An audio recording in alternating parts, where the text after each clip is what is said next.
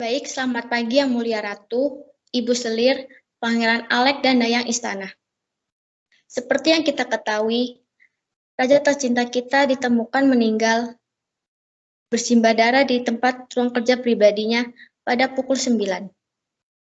Terdapat 4 buah tusukan yang berada di seluruh tubuhnya, dan terdapat kain putih bersimbah darah di atas meja. Oh, rajaku yang malang. Terlalu berlebihan. Bukankah kau yang telah membunuhnya? Kau mengetahui aku mandul dan tidak memiliki keturunan. Coba pikirkan, siapa yang paling diuntungkan dari kematian raja? Kau dan anakmu itu, karena ia akan ditahta. Akui saja itu. Kau kan yang telah membunuhnya? Dengan segala hormat Yang Mulia Ratu, tidak mungkin hamba melakukan hal itu kepada orang yang hamba cintai, ayah dari putra hamba sendiri. Cinta kau bilang, kau menggodanya hanya untuk uang. Kau masih muda. Mengapa wanita yang masih muda mengincar lelaki parubaya? Semua itu pasti karena uang kan? Karena ia adalah seorang raja. Iya kan? Dasar pelacur. Sudahlah, Bu. Untuk apa menghabiskan tenaga Ibu? Biarkan saja. Cukup diam dan buktikan bahwa kita tidak bersalah. Silakan dilanjutkan, Hakim. Terima kasih Yang Mulia. Penyebab kematian adalah kehabisan darah yang berasal dari tusukan bagian perut. Tidak ada tanda perlawanan, sehingga dapat diasumsikan bahwa Yang Mulia Raja dibunuh oleh seseorang, dan tidak terdapat surat bunuh diri dari sang raja. Bagaimana kita yakin bahwa ini bukanlah bunuh diri? Siapakah yang ingin membunuhnya? Ia adalah raja yang sangat baik hati. Beraninya kau, rakyat jelata? Mana mungkin raja melakukan hal seperti itu?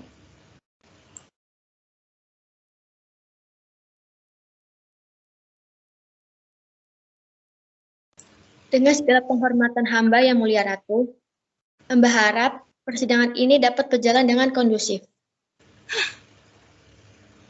Baiklah, hamba ingin mendengar sedang apa dan di mana masing-masing yang ada di sini pada pukul 9 malam di hari Senin. Yang Mulia Ratu terlebih dahulu.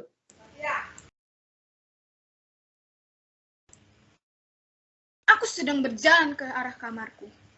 Aku berpapasan dengan si rakyat jelata.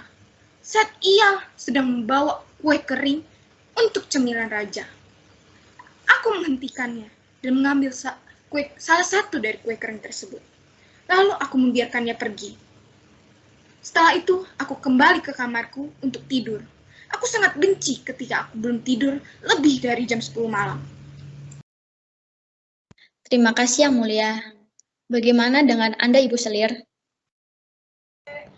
Aku sedang berada di perpustakaan dekat ruang kerja raja, dan aku mengunjunginya pada pukul 7 malam, dan kembali pada pukul 10 malam. Andai saja aku mengetahui bahwa raja hari itu akan meninggal.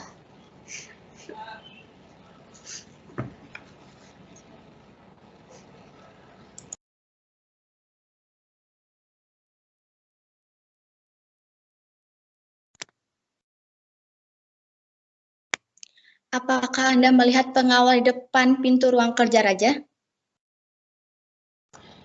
Ada hakim, mereka terduduk di kursi. Ini sangat aneh. Bukankah seharusnya pengawal itu berdiri? Kemana dua pengawal itu? Kita akan membutuhkan kesaksian mereka. Sangat disayangkan, Pangeran. Salah satu dari mereka meninggal dan tabib kerajaan menemukan racun di dalam darah mereka. Pengawal yang meninggal itu baru saja makan malam. Seseorang meracuni mereka.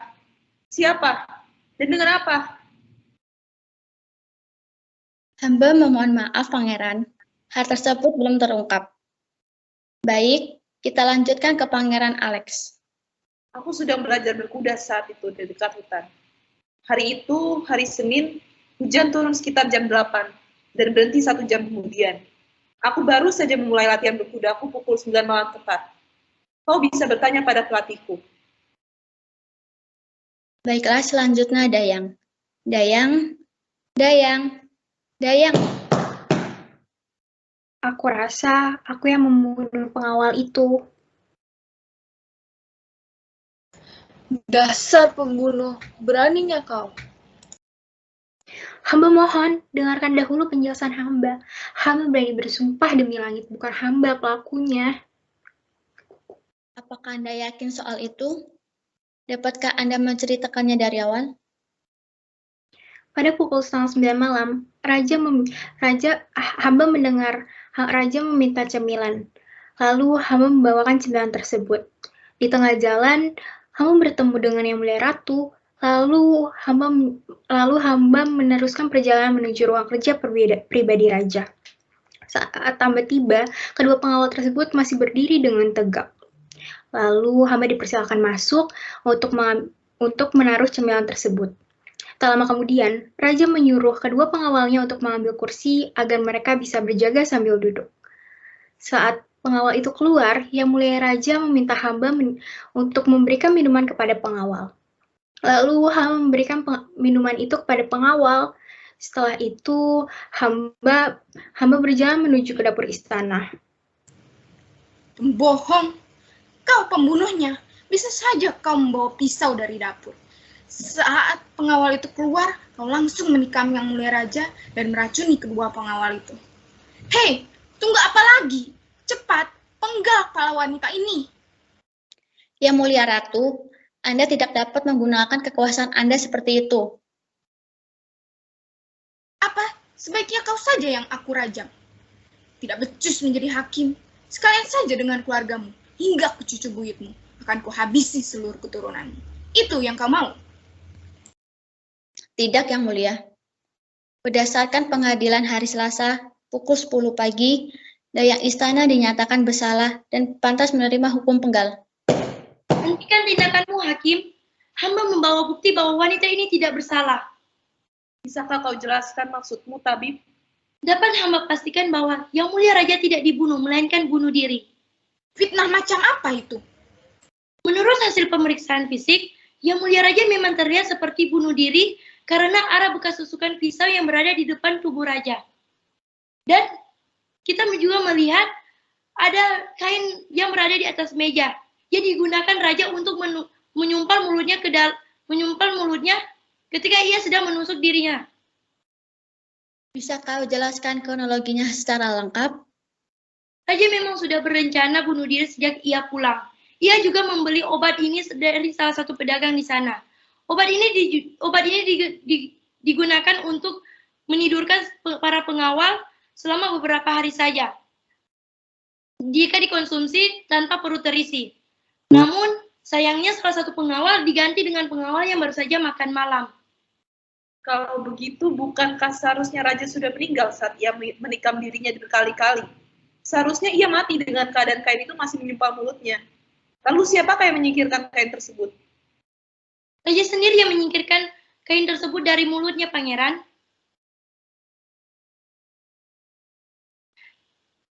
Ia juga menuliskan di sini bahwa Yang Mulia Raja sangat merasa pantas mati menderita sama seperti rakyatnya menderita.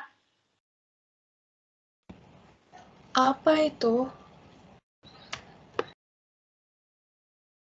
Kami menemukan ini di laci meja raja yang terkunci seperti buku harian sang raja.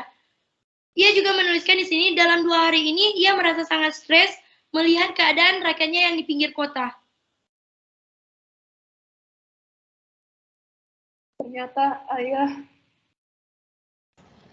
Ternyata Yang Mulia Raja tidak disambut baik di sana. Seseorang bahkan melemparinya dengan batu. Oh, Rajaku, mengapa engkau tidak menceritakannya saja kepada kami? Kehilangan seseorang yang berharga memanglah sulit, Ratuku. Namun hal ini sudahlah terjadi. Anggaplah ini sebagai pelajaran untuk kedepannya. Hakim, sudah sidang ini. Loh, Hakim, kenapa ikut menangis? Aku tidak menangis. Terserahlah, sudah cepat, sudah sidang ini agar Yang Mulia Raja dapat dikuburkan dengan hormat. Sidang hari Selasa pukul 10 pagi resmi ditutup. Kesimpulan, Yang Mulia Raja melakukan bunuh diri.